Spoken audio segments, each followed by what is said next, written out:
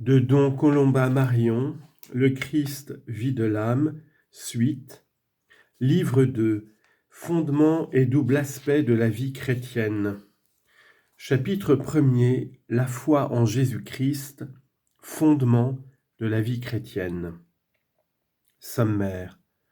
La foi, première attitude de l'âme et fondement de la vie surnaturelle. Premièrement, le Christ réclame la foi comme condition préalable de l'union avec lui. Deuxièmement, nature de la foi, assentiment au témoignage de Dieu proclamant que Jésus est son Fils. Troisièmement, la foi en la divinité de Jésus-Christ est le fondement de notre vie intérieure. Le christianisme est l'acceptation de la divinité du Christ dans l'incarnation. Quatrièmement, exercice de la vertu de foi, fécondité de la vie intérieure basée sur la foi. Cinquièmement, pourquoi nous devons avoir une foi particulièrement vive dans la valeur infinie des mérites du Christ. Comment la foi est source de joie. Dans les entretiens qui précèdent et qui constituent un exposé d'ensemble, j'ai tâché de vous montrer l'économie des desseins divins considérés en elle-même.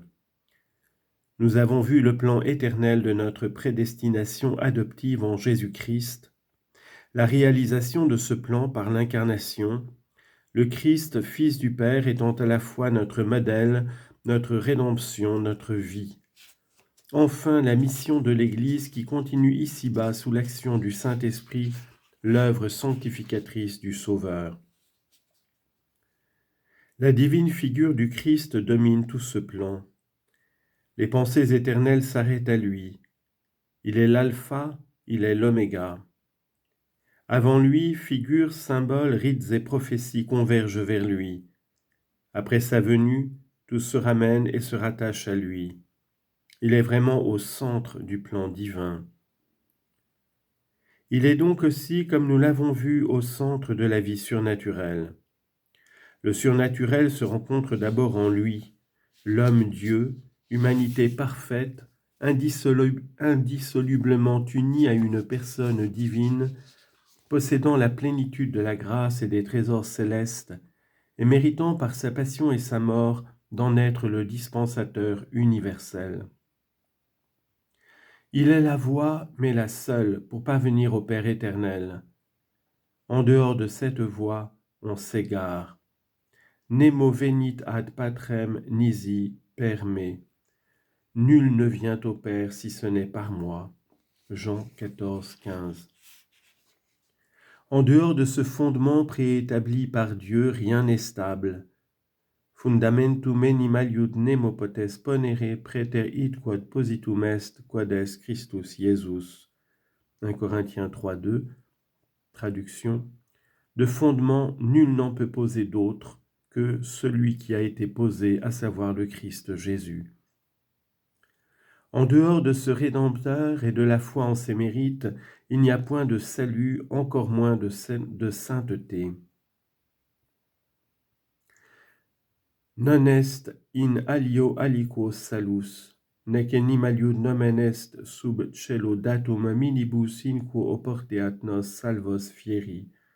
Acte 4, 12.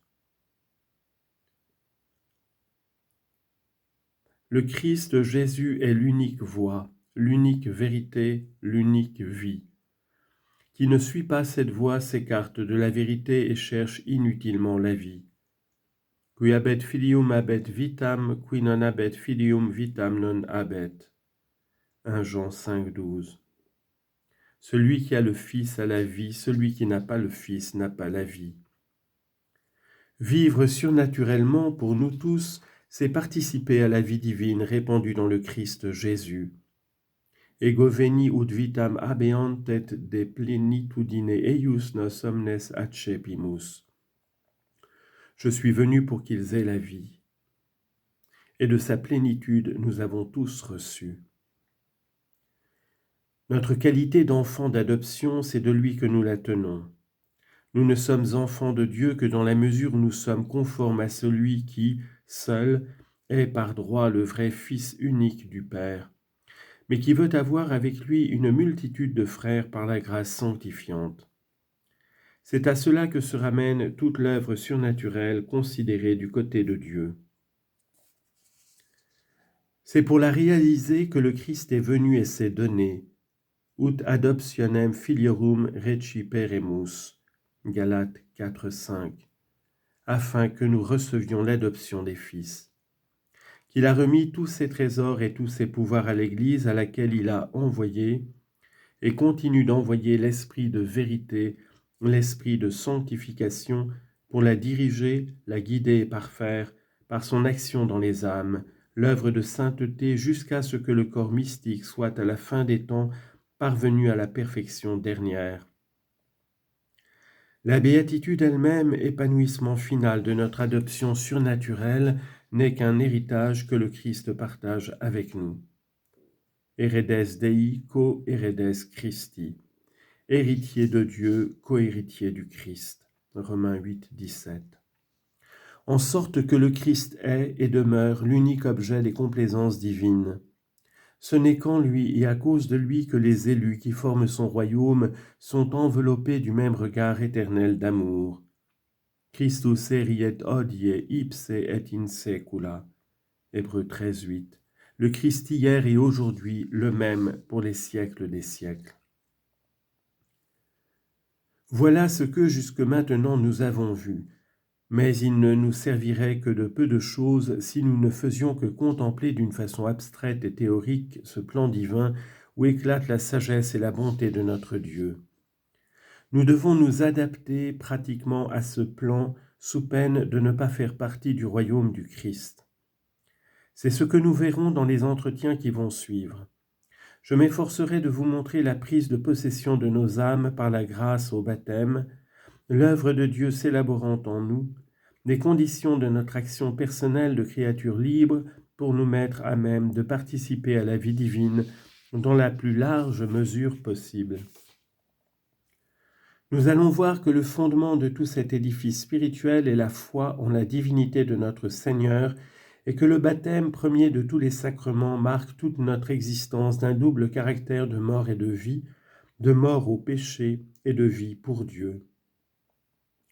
Dans l'admirable discours qu'il a prononcé à la dernière scène la veille de sa mort, et dans lequel il a comme levé un coin du voile qui nous cache les secrets de la vie divine, notre Seigneur a dit que c'est la gloire de son Père que nous portions beaucoup de fruits. In hoc clarificatus est pater meus, ut fructum plurimum afferatis. Jean 15, 8. C'est donc entrer dans les pensées éternelles que de chercher à faire épanouir en nous au plus haut degré notre qualité d'enfant de Dieu. Demandons au Christ Jésus, Fils unique du Père et notre modèle, de nous apprendre pratiquement non seulement comment il demeure en nous, mais encore comment nous devons demeurer en lui. Car c'est là le seul moyen pour nous de porter ces fruits nombreux qui nous font reconnaître par le Père comme ses fils bien-aimés. Qui manet in me et ego ineo hic fert fructum multum.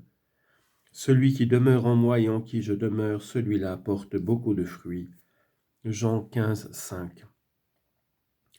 Toute notre sainteté, vous ai-je dit, et mon plus grand désir est que cette vérité soit gravée au fond de vos âmes, revient pour nous à participer à la sainteté du Christ, Jésus, Fils de Dieu.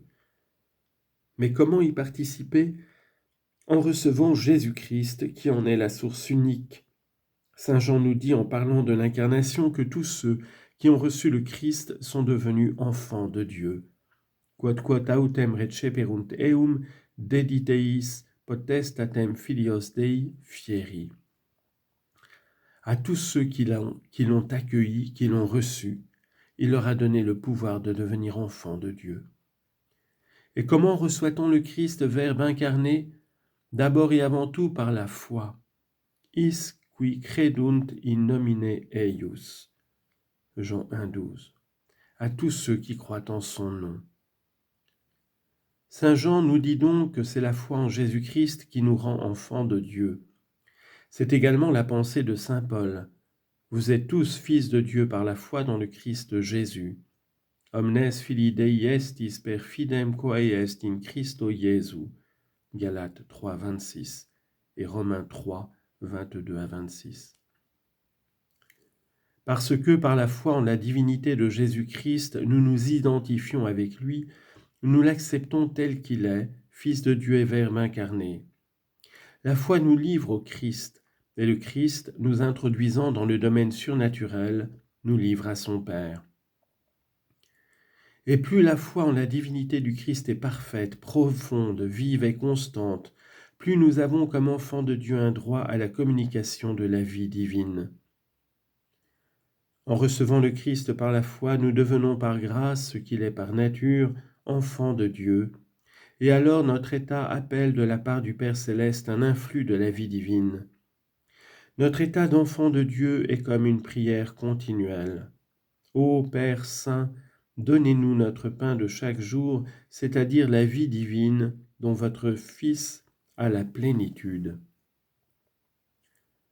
C'est de cette foi que je vais vous entretenir. La foi constitue la première attitude que nous devons avoir dans nos relations avec Dieu.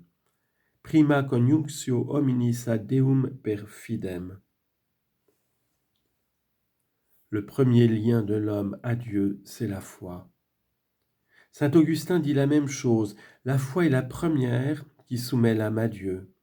Fides est prima quae subjugat animam Deo. Il faut, dit saint Paul, que ceux qui veulent approcher de Dieu commencent par croire, parce que sans la foi, il est impossible de plaire à Dieu. Sine fide impossibile est placere Deo. Hébreux 11, 6. Vous sentez tout de suite que ce sujet est non seulement important mais vital.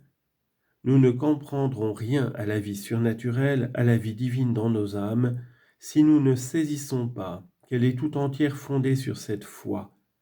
In fide fundati, fondée sur la foi.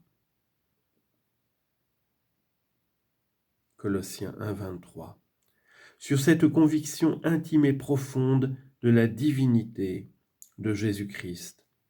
Car comme le dit le Saint Concile de Trente, la foi est la racine et le fondement de toute justification et par conséquent de toute sainteté. Fides est humanae salutis initium fundamentum et radix omnis justificationis. Voyons donc ce qu'est cette foi, quel est son objet et comment elle se manifeste.